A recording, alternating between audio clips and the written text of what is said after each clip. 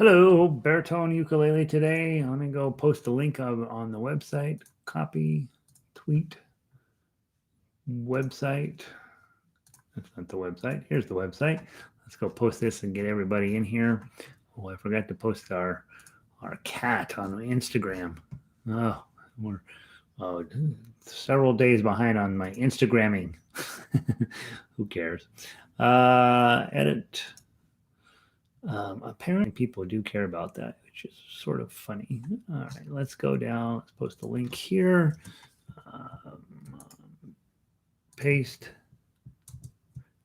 shift, highlight, link, enter, edit, settings, open a new window, update and update. So that'll get the link going. Vic is back already. Hey, and I'm actually, my side of the things is looking fine here, Vic. And this thing over here, I'm not going to click it because last time it caused me all sorts of headache. You guys got your not green sleeves. God Rest You Merry Gentlemen for this morning. And we'll be playing that. Turns out that that's not as good of a song as I thought it was. In my head, that's a great song. Hey, Terry, welcome in. Download. It's an okay song. Baritone. Let's see. God rest ye merry gentlemen. Baritone party. Hey, Miguelina. Hey, Carol. Thanks for always reminding people to stay home with me. Oh, people come here for 45 minutes a day to disappear, right? They would like just turn off the noise, just turn off the noise. So I don't want to add to the noise particularly, but I do want people to know that I'm taking it seriously, and I hope they're taking it seriously. I'm sitting in my back bedroom, which since we moved in here, when we moved in, I said, I'm going to have an office in that back bedroom. And then it's super lonely back here. So we got rid of the office and turned it into a bedroom. And because, everything is on that side of the house. And so now here I am back in this lonely little bedroom, talking to a laptop every day on purpose, right? Because we really do need to take, we got to think differently for a little while. And in my head, it's like, people are like, oh, this is terrible. I don't know. We're such a young generation. We don't know terrible, right? Those of you who are old enough to remember Vietnam, terrible. And this is not that. This is put a mask on, try to stay home. Don't hang out with people. I don't know. Those are not unreasonable expectations, I think. So, I don't know. It seems like, and the healthcare workers are like, please, will you guys please knock it off? So yeah. All right. How are we doing on time? Hey, let's get started. Who wandered in? Hey, oh, you love the arranger. Yay. That's exciting. I was coming in going, oh, they're going to kill me. They're going to hate this arrangement. Yeah, good, Cindy. That makes me happy. That changes everything. That changes my complete attitude toward today. Jack, aloha. Baritones are beautiful. Guys, this is the secret weapon. I'm telling you, I don't know if you know how useful this really is. It will play all guitar music. It will play almost all guitar music. It will play all ukulele music. And here's what's also kind of cool. It is basically set up to play not most, with some slight modifications. It'll play the entire lute catalog. And there's 300 years worth of lute music, and it's a little hard to get your hands on decent sheet music for it. They're like, yeah, just read the tablature from the lute players, and you're like, well, I don't know, it's written in Latin. I don't know. That's really what I want to be doing, is learning Latin. But this thing is ridiculous. It is such a joy. It brings joy back to making music, and it sounds nice, and it's just joyful. And so hopefully you are. Well, you're not here if you didn't think that. Did I tweet? I got to make sure I tweet. Let me make sure. I want every day for us to tweet the baritone class, because I want people to be instrumental guitar. Let's see, what did I do? I did the guitar. Oh, let's tweet the let's tweet the baritone class. Baritone ukulele. God rest you, Mary Marilyn. Tweet. Yeah. Twitter isn't like Facebook or Instagram where you feel like you're going to be judged on it forever. Twitter is like, here you go, and that's it. Nobody ever cares. Nobody looks. All right, let's see who else wanted in here. Linda, Norfolk, Virginia. Good to see you, Linda. Uh, Linda, you've been in before, if I remember right, and I think I didn't remember off the top of my head that you were from Virginia, which I think that's so exciting. How's the weather in Virginia today? We were supposed to have one of the nicest days of the week here in Denver, but it got real cloudy. I don't know if they knew. I don't know if I knew that was coming. So it's kind of cloudy, and I have an extra cup of coffee here because it's just that kind of day where you want to just sit on the couch and watch daytime TV, right? Hey, Ray. Good morning, Terry. This is an awesome instrument. Definitely underappreciated. Definitely underappreciated. One of the things we forget because we spend a lot of time around watching and listening and buying stuff from in musicians who are tremendous, right? What we forget is the years and years and years it took them to play that. And as consumers, we're like, oh, well, if they play a guitar, I want to play a guitar. Or if they play piano, I want to play piano. What they don't tell you is that you're never going to play piano or guitar like your heroes, probably. And when we're starting at an adult age, they start when they're kids, right? And so they're that good now on purpose. It's like back in the day when I was playing quite a bit of golf. Tiger Woods was like he was just on fire. It was incredible to watch him play. Well, they were selling everybody Tiger Woods golf clubs, the same exact set as Tiger Woods, exact same set, and people were buying it up like crazy. Like, well, if Tiger Woods plays those golf clubs, then I should be playing those golf clubs. Well, what cooler head said is, you don't play like Tiger Woods. You will never play like Tiger Woods. You have no business having Tiger Woods golf clubs. They're not going to work for you. And I think that's this, right? This is not Tiger Woods golf clubs. This golf clubs that will work for you, that you can make beautiful music with, that you don't have to work your brains out, that you don't have to sit for hours a day trying to study one measure or two measures, that you can really create something beautiful, just enjoy making music. And that's something I feel like sometimes that gets overlooked in all of this music business about, oh, I want the best and the biggest and the fanciest and all this. How about just something just to enjoy making some music? That's what I think. And so you guys get it. Spread the word. Other people need to know what you know. Let's see. We need a baritone orchestra. On our planet, two baritones in the same room. That's a baritone orchestra. One of you plays melody, one of you plays chords. There you go. All right. God rest you, merry gentlemen. In my head, this is a great song. As I went through the work on this, it's an okay song. All right. And well, let's go through and play it a couple of times, all of our different ways, and then let's go back and talk about what you could do to maybe jazz it up a tiny bit. Okay. So. Let's do the melody first to remind you how the melody goes. Those of you guys who grew up in Protestant churches, every Christmas you sang this song. I don't know. I don't know if this was much I don't know if you guys did this one in Catholic church much, but I know in Protestant church, this was an annual thing, right? This was one of the songs we had to do every year, And I guess in my 6-year-old head, this is the greatest song ever. In my adult music teacher school head, I'm like, yeah, it's okay.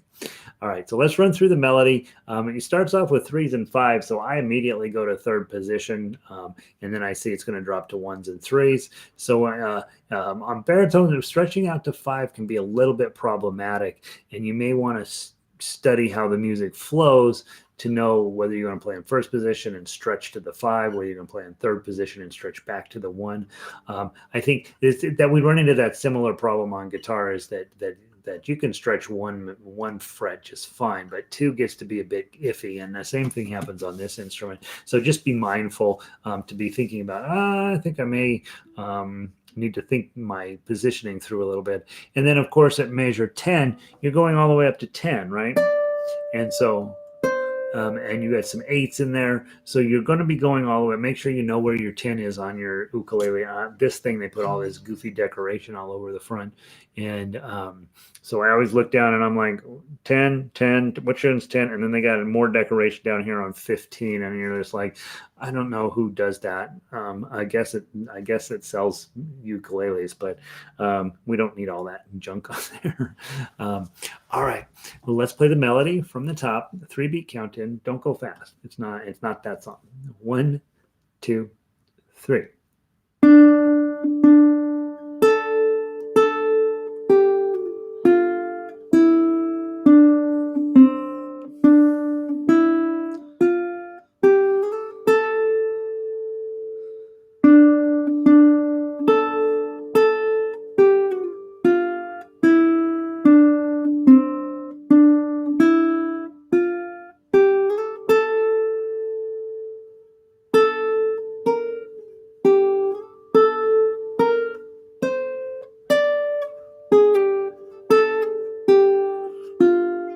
Sorry.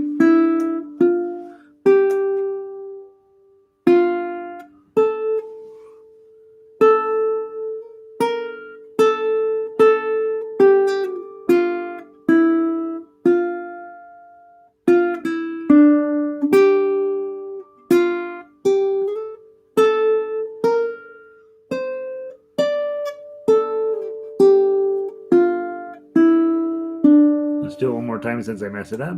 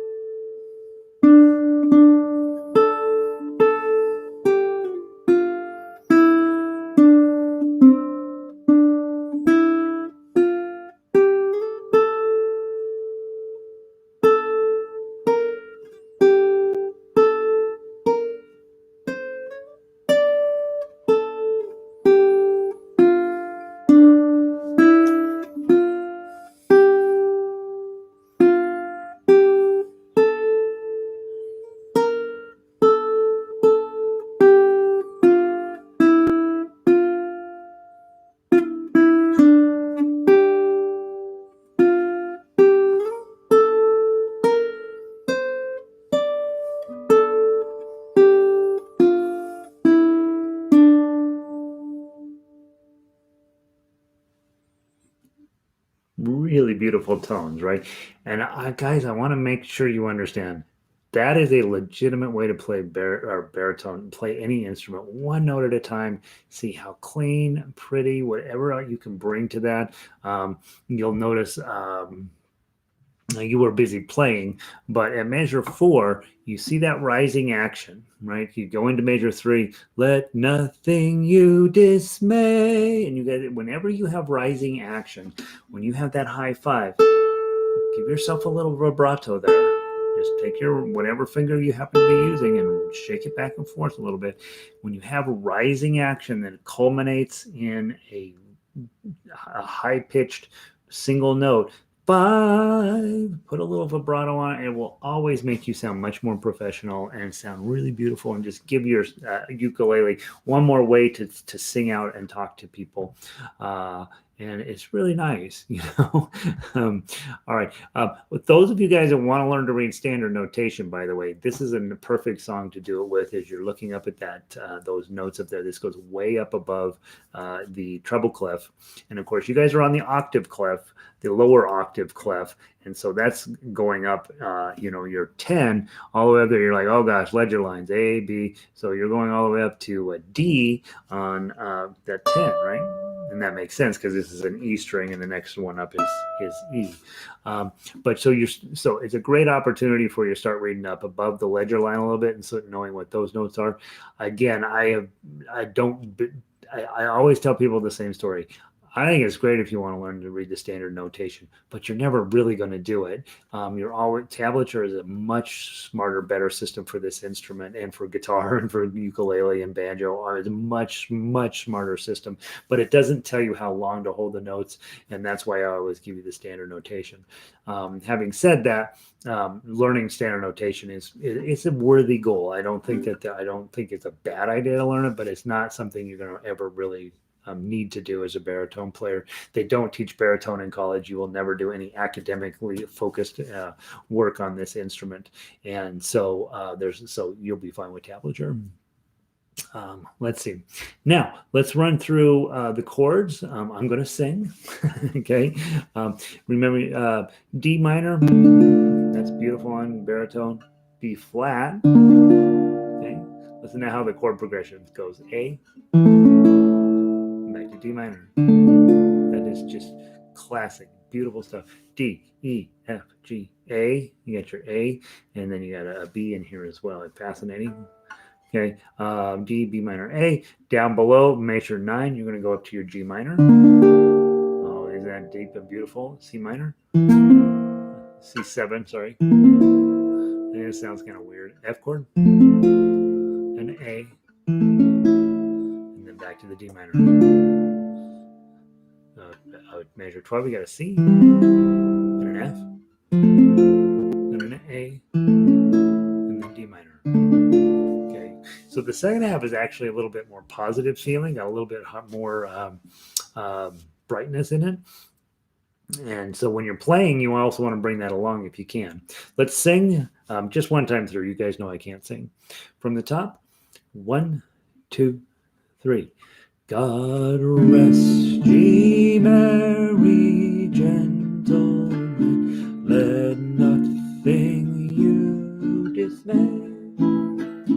For Jesus Christ our Savior was born on Christmas Day to save our soul from Satan's power when we had gone astray. Oh, tidings of comfort and joy, comfort and joy. Oh, tidings of comfort and joy. Okay, so there you go. Goes way above my range, and but at least that gives you a chance. Hey, man, those chord changes happen in measures 9, 10, and they happen pretty fast. I got caught on that too, right?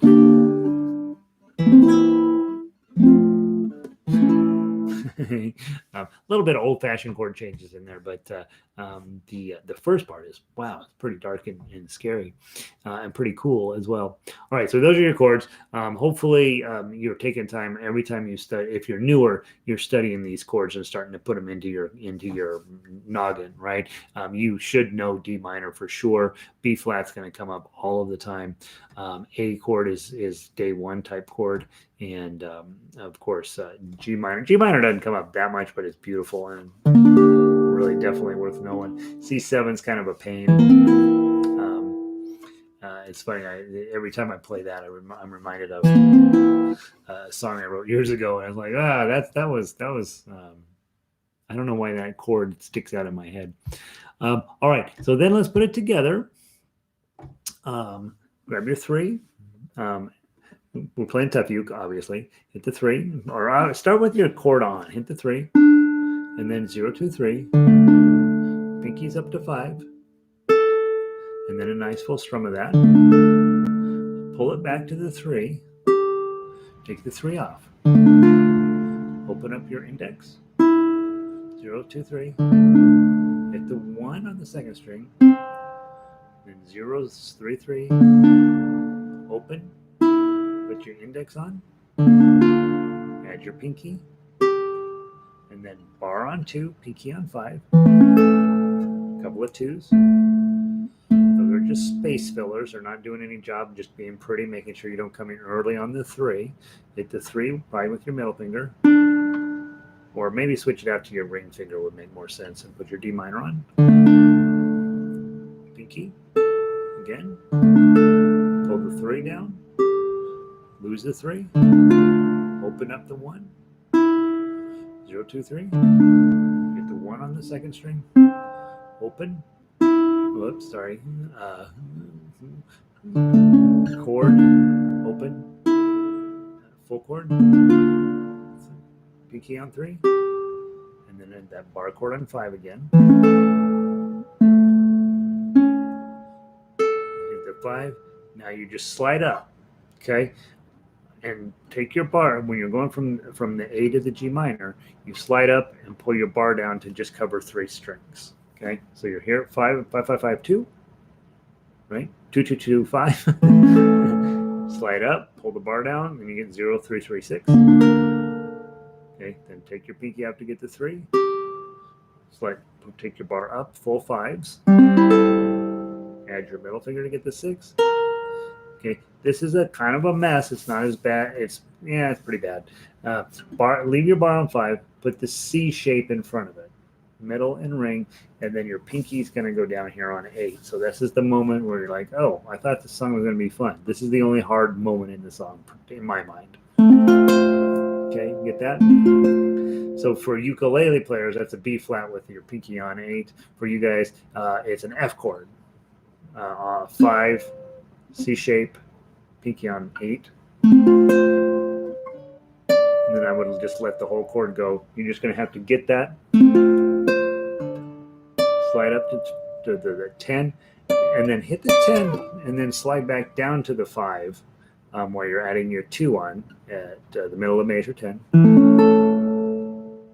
Change it out your middle finger for the 3. Then go grab your D minor. Hit the 3. Lose your index finger. Put it back on.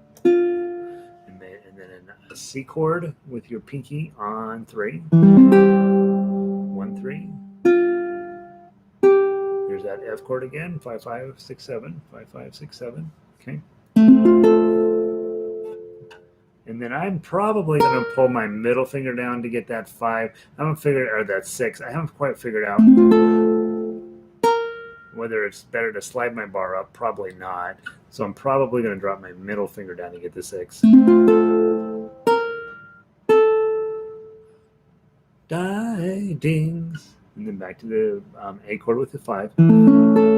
Comfort and then a D minor. Joy. 103. C chord with your pinky. 1, 3. F chord on 5. 8 with your pinky. Slide up to the 10. Slide back to the 5. Add the bar. Hit the 3. Hit the 1. Hit the open. And then D minor. Repeat it the second time through. Look at the cool ending that there's a very, very high D minor on your baritone, which is going to sound really nice. When you get to measure 20, second time through, you're going to play the regular D minor and then pluck, pluck. Grab your 10s, bar on 10, ring on 12. Dang, it's going to be haunting. That's the good stuff right there. Okay.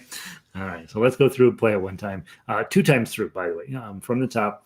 Not fast again, right? We want it to sound right. They're supposed to be resting merry. I don't know what that means. God rest ye merry, gentle. God rest ye merry, comma, gentlemen. I read on Wikipedia why the comma is there. I think that you can just take the comma out. Okay. I don't think they're merry gentlemen. I think they're rest in happiness, fellas. I think is what it's really saying. All right, here we go. From the top. 1, 2, 3.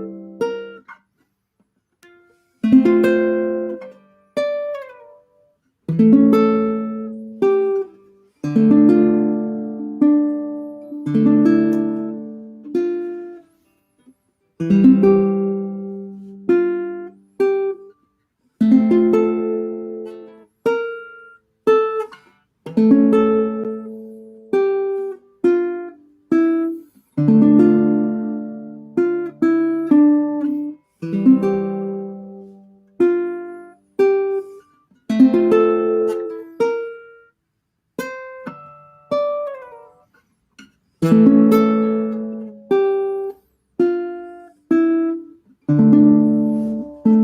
the top.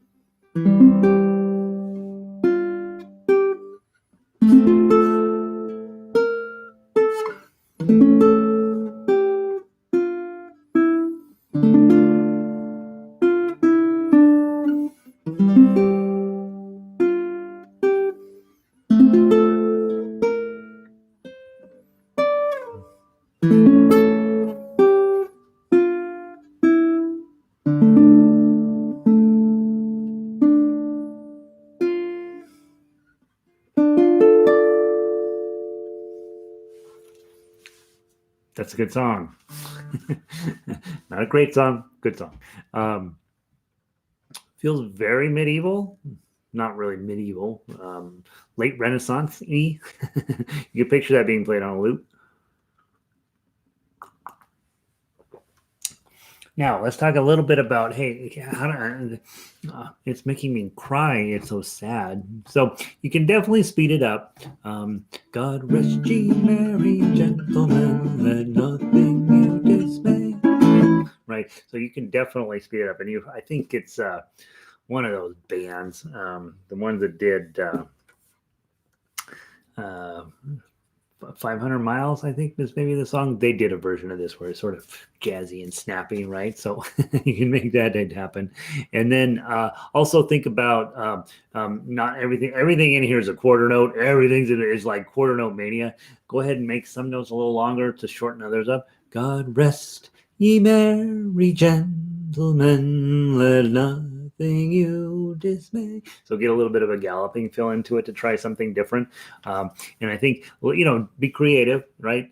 This is that type of song where you play it through half a dozen times. You're like, okay, I know what I'm doing here. Then start thinking about rhythm changes, maybe speed changes. Volume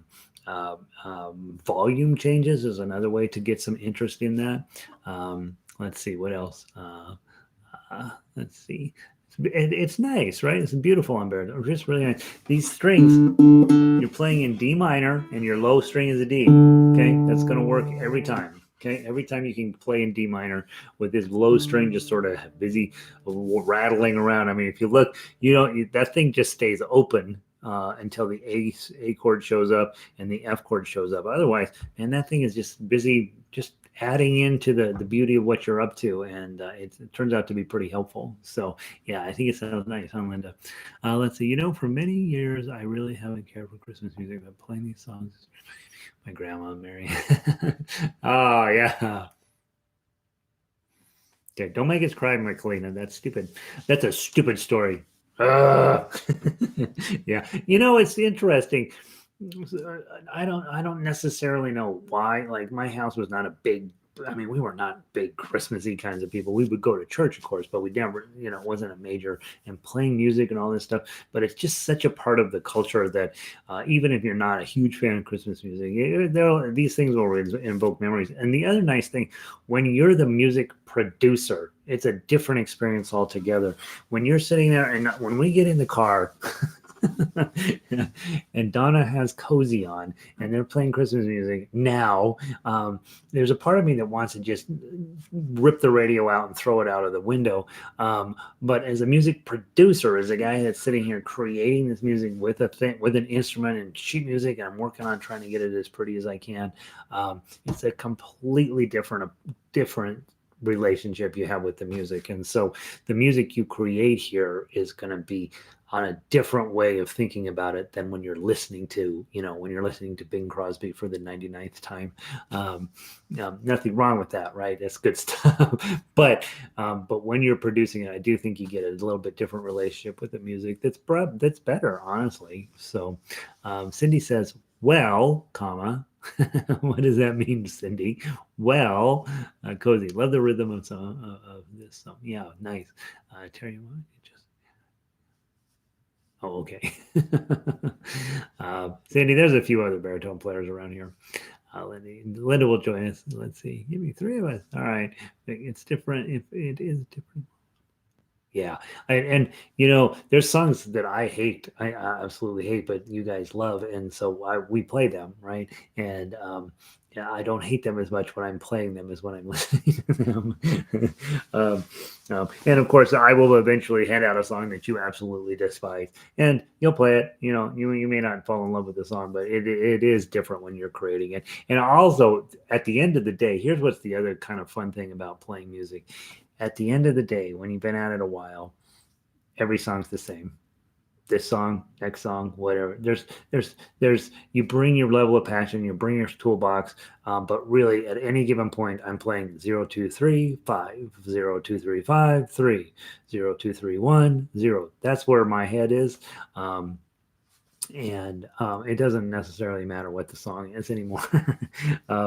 And so, yeah, it's more of a it's just interesting how some songs are people love it a lot, and like Simon and Garfunkel, I'm okay with, but it's not really something that I just die to play. But when I'm producing it, it's like, yeah, that's a pretty good tune. I really like it. I see why people like it, but it's not something that I really find meaningful. All right, so let's see. What was I going to say? My back is hurting, guys, and so I'm going to cut things short, a little bit short of all classes today, just to give it a tiny bit of a rest. I think I've just been playing too much, and so I want to let you know, green sleeves I have done. I just haven't gotten it posted yet. So give me a few hours this afternoon, and I will get green sleeves posted. Green sleeves is a fascinating piece. It's as old as this one, older than this one, and it wants to be in 6/8 and 3/4 at the same time. It's a very interesting song, so I'll get that posted. I do have it done. I just need to. There's all this post processing stuff I have to do to put up there. Don't be shy. Go play God Rest You Merry Man up on the housetop. Treat Scarborough Fair as a Christmas tune. I am going to continue to be pushing out more baritone music. Obviously, I don't have near the storehouse of that stuff that I have for ukulele.